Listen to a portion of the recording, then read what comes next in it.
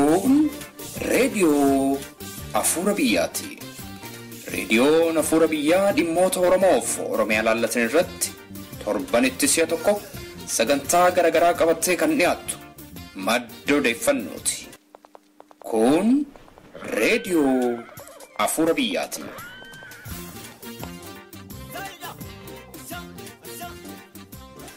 Obbo Olbaanaa kan arge guyyaa sadii dura argeeraan ture. Qaamni isaa baay'ee fuulli isaa baay'ee gugurraacheera. Darbee baay'ee gugurraachee bifa buuseera. Irrumni qaama isaallee baay'ee gadi bu'ee garaan isaallee hidhee jira. Yeroo dhiyoo kana keessa immoo ni dhokko dandeessi.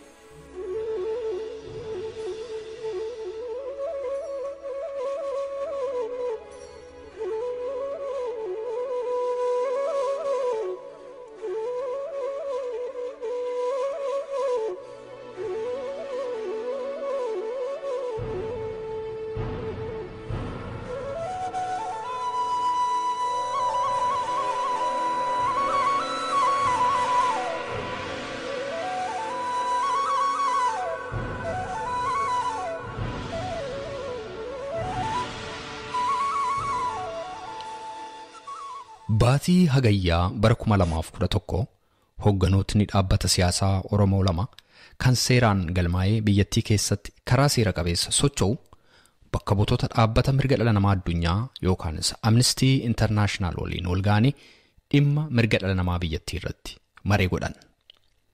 Kun ta'ee utuu baay'ee hin turin Hagayya 27 bara 2011 hoogganootni dhaabbata siyaasaa Oromoo kun lamaan qabamanii si'a mana hidhaatti darbataman. Bakka buutotni Amnesty International immoo hatattamaan biyyattii gadi dhiisanii akka ba'an godhame. Maqaan hoogganoota siyaasaa kan lamaanii obbo Baqqalaa Garbaaf obbo Olbaanaa Leellisaa jedhama. Amnesty International waa'ee obbo Baqqalaa Garbaaf waa'ee obbo Olbaanaa Leellisaa ilaalchisee ibsa baaseen obbo Baqqalaan kan hidhaman abaa'otti shakkamaniiti si'a ta'u sababii hidhamuu obbo Olbaanaa Leellisaa garuu haga sanaatti akka hin beekamne ibsuudhaan ture kan inni ibsa baase. Kanas ta'e sana manni murtii olaanaan biyyattii obbo Baqqalaatti hidhaa waggaa 7 obbo Olbaanaatti immoo hidhaa waggaa 13 itti murteesse. Hoogganootni siyaasaa sabni isaanii boriif abdatu jireenyi isaanii mana hidhaa si'a ta'u carraan maatiiwwan isaanii immoo jireenya gidiraa ta'e. Akkuma seenaa yeroo dhihoo keessatti ilaaluu dandeenyu manni hidhaa biyyattii inni afaan Oromoo dubbatu lafatti Oromoon gidiraa argu yeroo achuma mana hidhaa keessatti dhukkubsatu kanatti wal'aansa arganneef sanarras darbee lafannitti du'ee awwaalamu ta'eera jechuun ni danda'ama. Oromtichi sabboonaan Injiinar Tasfaa'uun Camadaa mana hidhaa keessatti dhukkuba sarra ga'een wal'aansa waan dhabeef achuma mana hidhaa keessatti lubbuunsaa dabarteetti. Wallisaa beekamaan Kismaayyoo Muusaa dhukkuba hamaa mana hidhaa keessatti isa argateen yeroodhaan waan wal'aansa arganneef mana hidhaa keessaa ba'ee utuu baay'een turiin lubbuunsaa dabarteetti. Magaalaa Direedawaa keessatti uummataan filatamanii bakka bu'aa mana maree bakka buutotaa kan turan obbo Ahmad Najaashii dhukkuba mana hidhaa keessatti isaan argateen wal'aansa dhabanii yeroo mana hidhaa keessatti lubbuun isaanii dabartu maatiin isaanii waa'ee du'a isaanii ibsa gahaa argachuu nafe reeffa isaaniillee seeraan awwaallachuu hin dandeenye. Torban muraasa fuuldura immoo obbo Baqqalaa Garbaa dabalatee hidhamtootni mana hidhaa Qaallittii keessatti argaman lakkoofsaan 200 ol ta'an dhukkuba wal fakkaataatiin qabamanii wal'aansa dhorkamuu isaanii raadiyoon Afuura Biyyaa gabaasuun ishee ni yaadatama. Amma immoo obbo Olbaanaa Leellisaa dhukkuba hamaatiin qabamanii fayyaan isaanii haala sodaachisaa irratti kan argamu yoo ta'eyyuu bulchiinsi mana hidhaa Qaallittii akka isaan gargaarsa hakimaa hin arganneef dhorkuusaa maatiin isaanii reediyoo Afuura Biyyaa wajjin gaaffiif deebii godhaniin ifa baasaniiru. Dhukkubni obbo Olbaanaa Leellisaa maali? Maaliif mootummaan wal'aansa isaan dhorke? Jireenyi obbo Olbaanaaf hidhamtoota Oromoo mana hidhaa Qaallittii yeroo ammaa maal fakkaata? Gaaffilee kanaaf kabiroofis sagantaa kana keessatti deebii argattu obsaan nu hordofaa.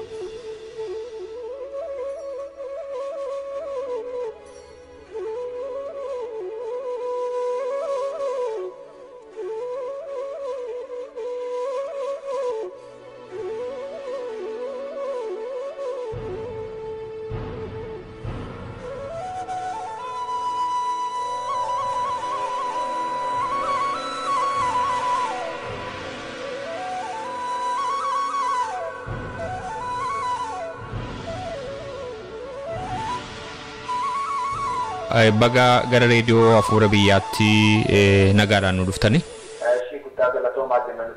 Haala ammaa itti obbo Olbaanaa Lalisaa fa'aa mana hidhaa keessatti jiran dhaggeeffattoota keenyaaf hiruudhaaf tole jechuu keessaniif maqaa dhaggeeffattoota keenyaan duraan dursee isin galateeffachuu barbaada. Obbo Olbaanaa Lalisaa mana hidhaa keessa amma waggootii lakkoofsisaniiru.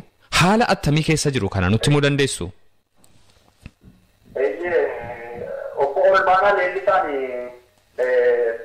itoo Zuwaayitti mana hidhaa Zuwaayii jedhamanii jiranii. Tole.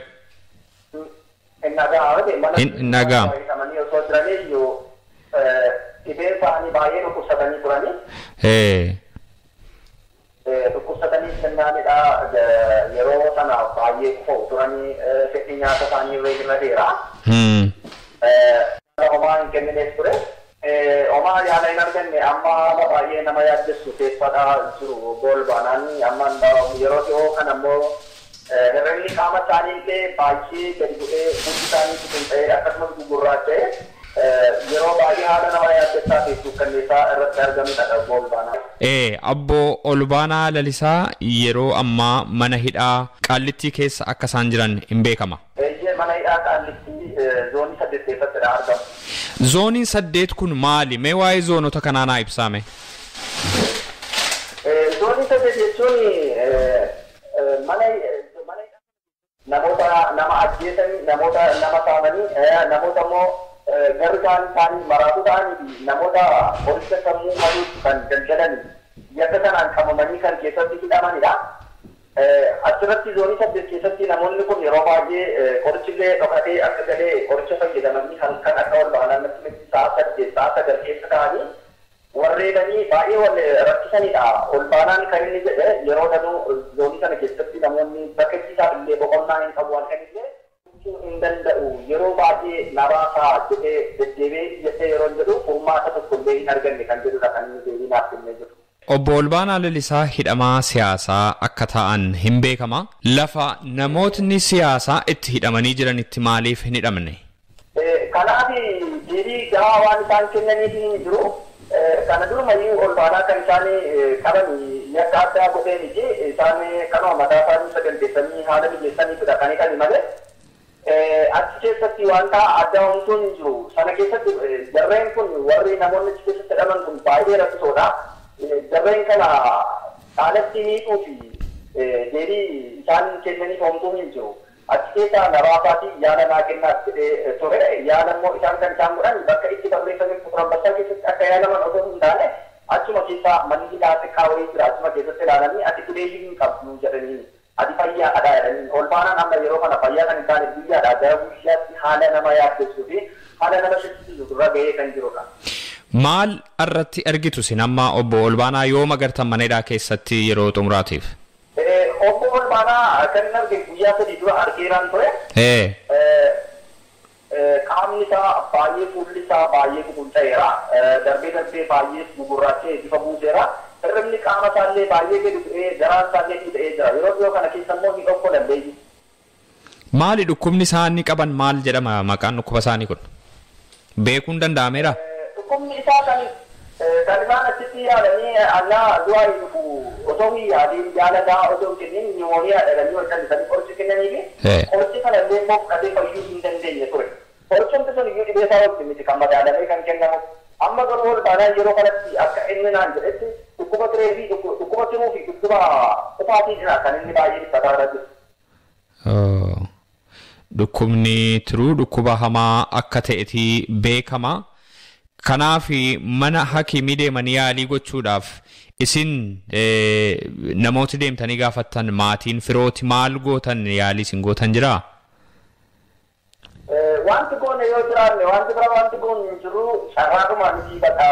Yoo achiin karaa sanaan illee yaala hin arganne duukeerrallee baatee horii makeetiin akka yaalamtuuf deddeebiin iyyattu jennaan guyyaadhaa gara guyyaatti yeroo danuuf iyyatteera deebiinaa kennuu hin dandeenye. Deebiinuu kenne kanumadha amma baay'eenuma haala nama gaddisiisuu fi nama shakkisiisu irra ga'eessa kan inni jiru. Kun dhugumaan baay'ee nama gaddisiisaa ariitiidhaan wal'aansa gargaarsa wal'aansaa hin argatan taanaan lubbuu isaaniif waan sodaachisu nutti fakkaata. Kanaaf qaamni dhimmi isaa laalu qaamotiin kana dhagaan hundumtuu dhiibbaa akka isaan godhan hin abdanna. Mee waa'ee maatii obbo Olbaanaa Leellisaan isin gaafadha. Obbo Olbaanaan mee waa'ee maatii isaanii natti himuu dandeessu? Ijoollee qabu, maatii qabu, maal hojjetaa turanii, hammamii hidhamanii? Obbo Olbaanaan kan isaan maatii abbaan isaaniis jiru, abbaan isaanii saachaan baay'ee dadhabaniiru. Maatiillee qabu, maatiin isaanii ijoollee lamadha qabu. Maatii sanallee baay'ee kan gargaaree jiraachisaas ture amma isaanidha. Isaan jechuun obbo Olbaanaa ture? Isaan yeroo jettan obbo Olbaanaa ture kan ijoollee gargaaraa turan, maatii kan gargaaraa turan? Eeyyee obbo Olbaanaa fayyadama. Ijoollee isaanis maatii isaanis kan gargaaran. Maatii isaanis obbo abbaan isaanis baay'ee dadhaboodha. Maatii guddaadha iyyuu kan isaan gargaarani. Ilaalcha namaa keessatti iyyuu ilaalcha addaa qabu turan isaan. Ijoolleen isaanii Olbaanaan duratti kan inni hidhame iyyuu waanuma haala siyaasaan isaan mataa isaaniitiin qindeeffatanii haala sirreeffatanii wantoota hidhuudhaaf filannoo ittaanu 2007 kanaan kaasuu fi Olbaanaan kan inni hidhame irra caalaan isaa namoota biratti jaalatamaa nama fudhatama qabu, ilaalchuma addaallee nama qabu, ilaalcha siyaasaa namoonni tokko tokko qabatanii haala yakkarraa namoota adeemanidha. Garuu Olbaanaan sanarra yeroo baay'ee nama biratti jaalatamaadha. Namni saba biratti jaalatamu immoo dhiibbaa yookiin puush waa gochuu bakka danda'u kanuma afaan yakka inni godhe tokkollee akkuma biyyaattis ta'ee akka maatiitti wanti beekamu homtuu hin jiru.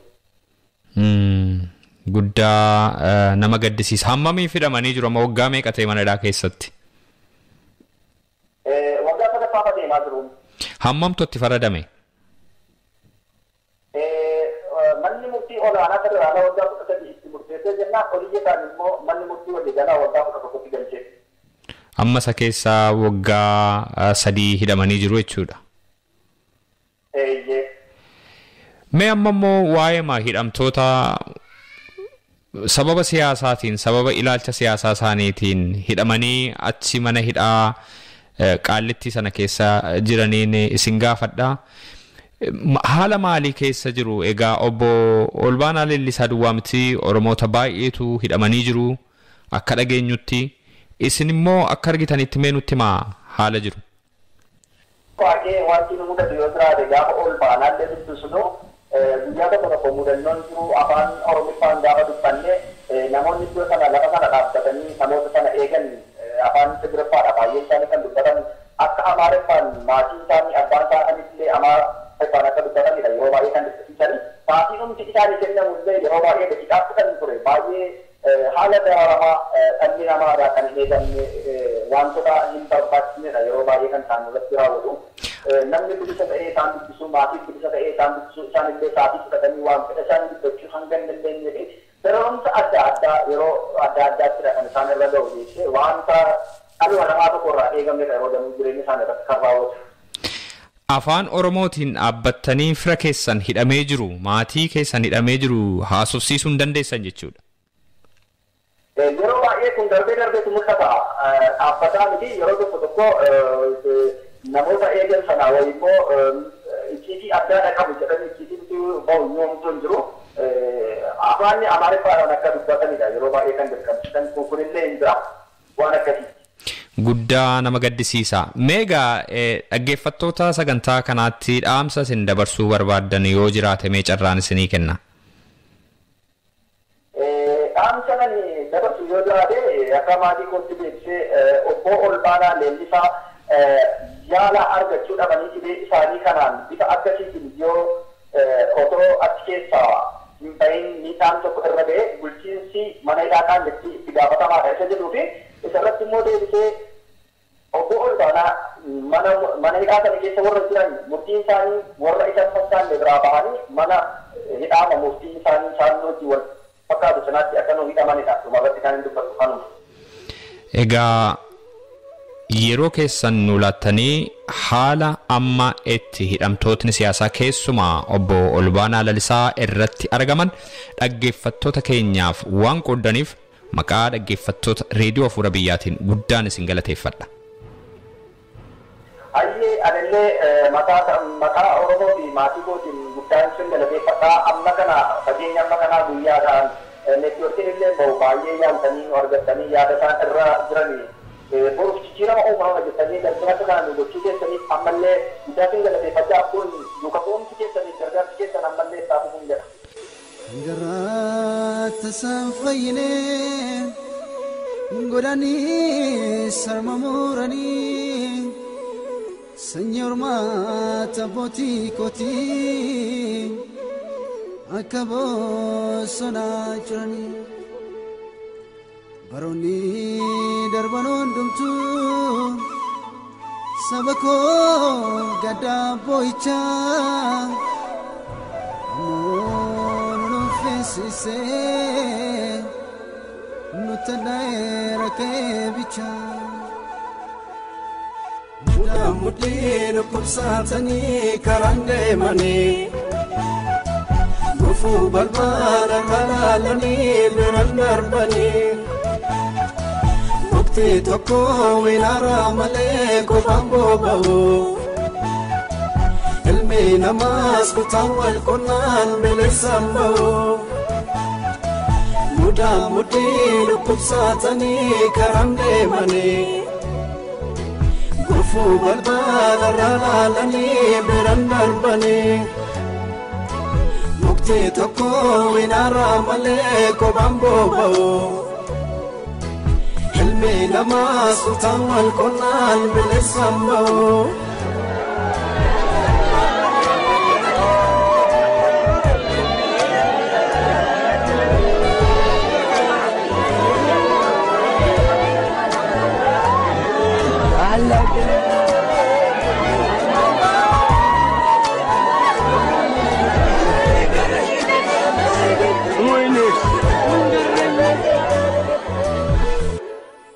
Kangaraan ulaafuun qabnu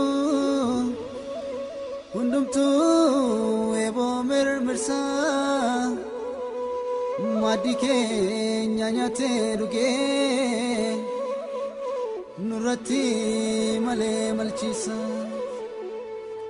mirgisaa bakoo sarbamee qeessaarraa godaanfamaa barate galma sangau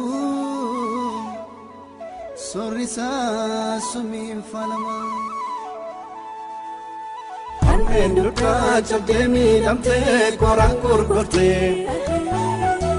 hamon siga jige utuban rumai sate kero fike kolfeta bachun ya dota era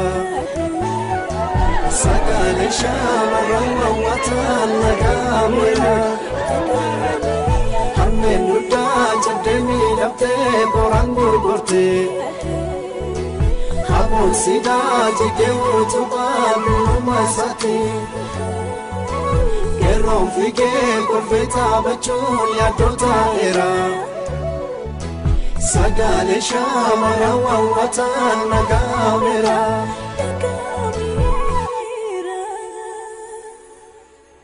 Tuta galafatani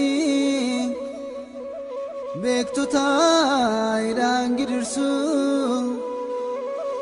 tokkuma maatii dhiiganii afaaniin misooma labsu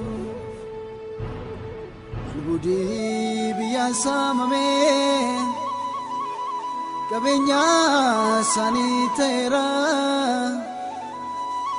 warri keenya sangaan qotu sadarkaan sanii kuteera mudin kubsatanii karaan deemanii gufu balbala halalanii berandar bani mukti tokko winara malee ko bambo bawo ilmi namas kutawal kunan bilisamba muda mudin kubsatanii karaan deemanii gufu balbala halalanii berandar bani mukti tokko winara malee kophaan boba'u ilmi namaa suutaan wal qonnaan bilisaan ba'u.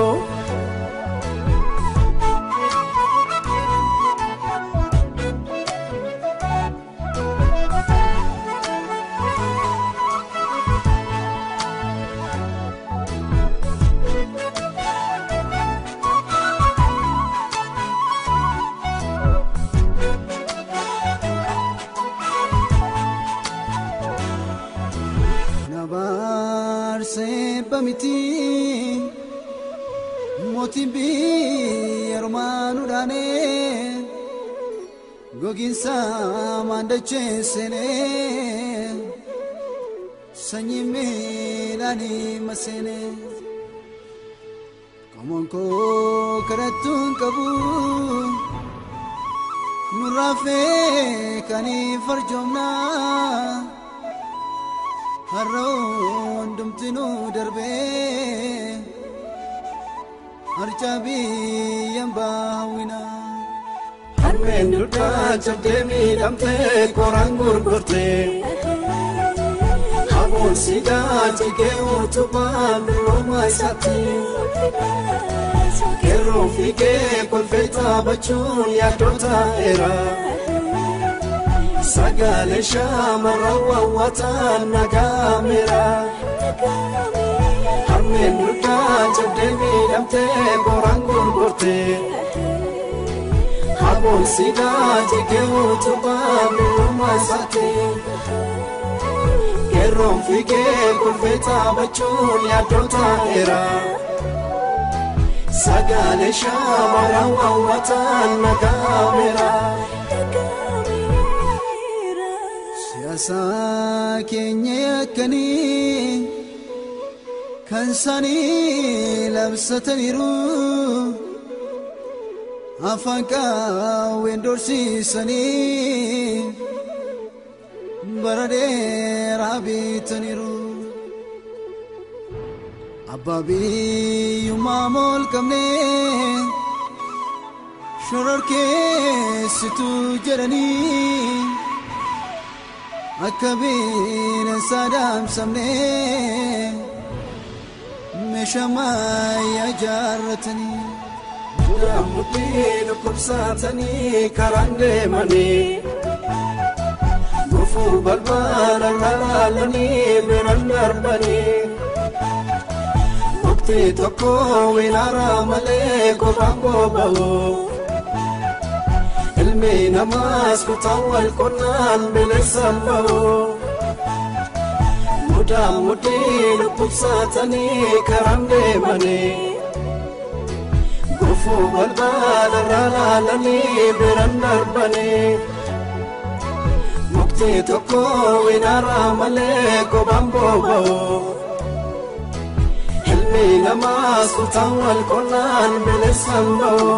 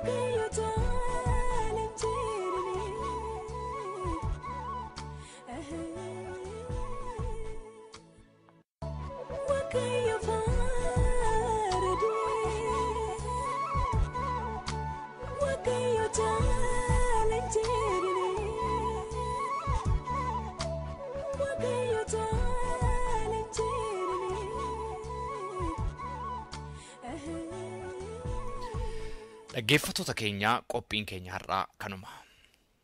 Waa'ee qophii keenya yaada yookaanis gaaffii yoo qabaattan karaa iimeelii keenya contact@saifanabalbal.com jedhaatiin quunnamaa. Fuulli intarneetaa keenya www.saifanabalbal.com jedhamaa nu daawwadhaa. Akkasumas Facebook irratti raadiyoo Afuura Biyyaa jettanii yoo nu barbaaddan nu argitu. Torbee qophii biraatiin hamma wal agarrutti torban gaarii isinii hawwinaa gaariitti.